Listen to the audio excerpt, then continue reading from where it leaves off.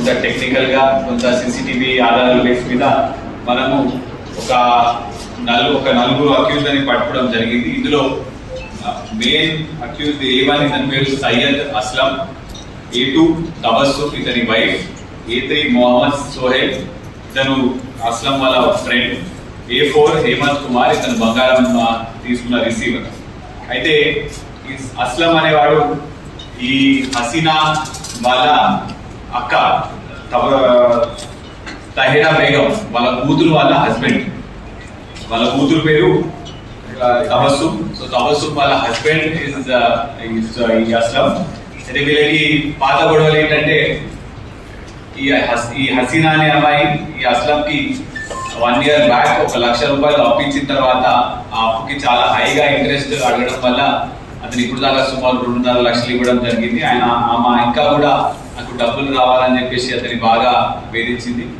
అదేవిధంగా వీళ్ళు ఈ అస్లాం ఇంకా ఈ తబస్సుమ్ వీళ్ళ హైదరాబాద్ లో క్యాబ్ డ్రైవర్ గా పనిచేస్తారు. వీళ్ళకు కూడా ఆర్థికంగా బాగా ఇబ్బంది ఉండడం వల్ల వాళ్ళకు కూడా డబ్బులు చాలా అవసరం ఉండేది.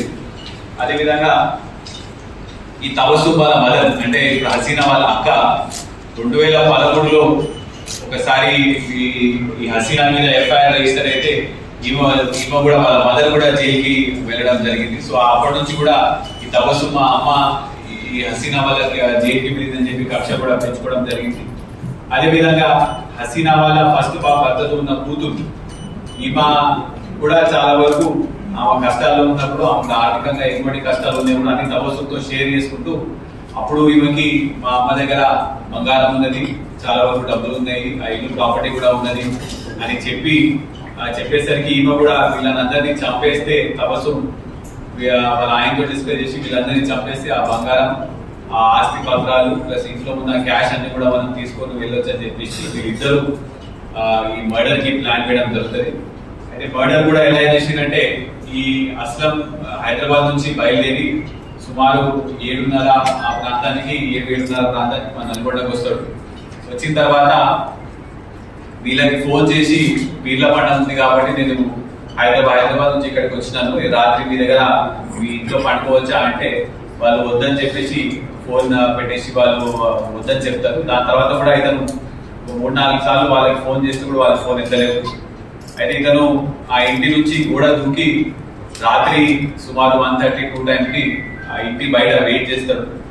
పొద్దున 5 o'clockకి హసీనా బయటికి రాగానే డోర్ తీసి వాష్రూమ్ అంటే వీళ్ళ వాకిలి లోనే వాష్రూమ్ ఉంటుంది, ఇంటి లోపల ఉండదు. డోర్ తీసి బయట వాష్రూమ్ కి రాగానే అతని దగ్గర ఉన్న కత్తి, మీరు ఆ కత్తి చూడొచ్చు, ఆ కత్తి తీసుకొని ఆమెను ఇమ్మటే మెడకాయ దగ్గర ప్లస్ నెక్ మెడకాయ అండ్ చెస్ట్ మీద కూడా స్టాబ్ చేయడం జరుగుతుంది.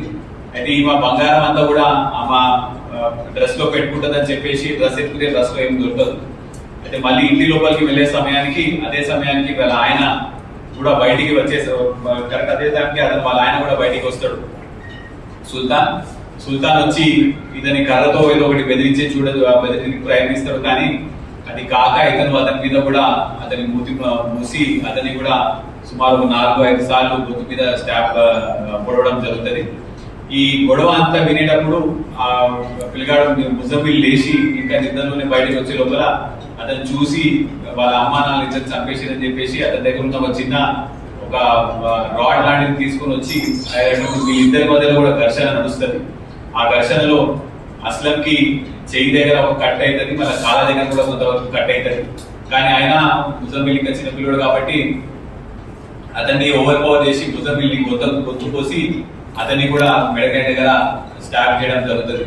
ఇదంతా అవడం కూడా పాప అపూర ఆమె ఇంట్లో నుంచి చూసింది. ఇప్పుడు నేను ఈ అమ్మాయిని వదిలేస్తే మళ్ళీ ఈ అమ్మాయి సాక్ష్యం చెప్తే నేను ఇంత అని చెప్పేసి ఇతను మళ్ళీ ఇంటికి వెళ్ళి అమ్మాయి బెడ్ కింద దాచుకుంటే నిర్దాక్షిణంగా అమ్మాయిని బెడ్ కింద నుంచి దాగి మళ్ళీ ఆ అమ్మాయి గొంతు కోసి ఆ అమ్మాయిని కూడా చంపడం జరిగింది. ఇదంతా అయిపోయిన తర్వాత మళ్ళీ ఇంట్లో బంగారం ఇంకా డబ్బులు ఎక్కడ ఉన్నాయి, ఆస్తి పత్రాలు ఎక్కడ ఉన్నాయి కూడా వెతుక్కొని అతను మళ్ళీ అవన్నీ తీసుకుని మళ్ళీ బయటికి వాళ్ళ ఇంట్లో ఉన్న తాళాన్ని చూసుకొని ఆ తాళం వేసి అతను అక్కడ నుంచి పారిపోవడం జరుగుతుంది. అయితే ఇదంతా కూడా పకడ్బందీగా ప్లాన్ వేసినట్టు. ఎందుకంటే ప్రతిరోజు పొద్దున కూడా వీళ్ళు ఏదో రకంగా 3 పిల్లలు గొడవ పడతారని చెప్పేసి ఆ పొద్దున సమయంలో మనం చంపితే పక్కనున్న చుట్టుపక్కల వాళ్ళకి కూడా ఎటువంటి డౌట్ రాదు, వాళ్ళ ఇంట్లో ఏదో గొడవ పడుతుందని అనుకుంటుందని చెప్పేసి పక్కన ఇతను ప్లాన్ వేసి ఆ సుమారు 6:30 నుంచి 7 ఆ సమయంలో అతన్ని ఆ నలుగురిని చంపి అక్కడ ఉన్న ఆ బంగారం కూడా తీసుకొని వెళ్ళిపోతాడు. వెళ్ళిపోయిన తర్వాత ఇతని ఫ్రెండ్ సోహెల్ ఉంటాడు.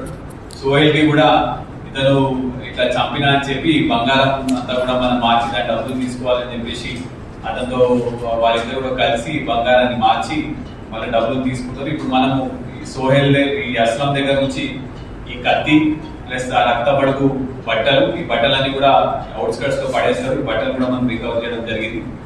అదేవిధంగా ఈ బంగారం కూడా రికవర్ చేయడం జరిగింది. ఆ తబసుం దగ్గర నుంచి ఈ ఆస్తి పత్రాలు, బ్యాంక్ ఎఫ్డి ఇవన్నీ కూడా మనము రికవర్ చేయడం జరిగింది. ఇదంతా కూడా మళ్ళీ వీళ్ళు ఏదో రకంగా నలుగురు కూడా చనిపోతే నింద మొత్తం వాళ్ళ కూతురు మీదకి వస్తుంది, మేము ఎలాగో బయట పడిపోతాం అని చెప్పి కూడా వాళ్ళ ఆ కోణంలో కూడా ఆలోచించుకొని ఇదంతా మర్డర్ వాళ్ళు ప్లాన్ చేసి డబ్బుల కోసం ఈ నలుగురు ఫ్యామిలీ మెంబర్స్ ని కూడా చంపడం జరిగింది.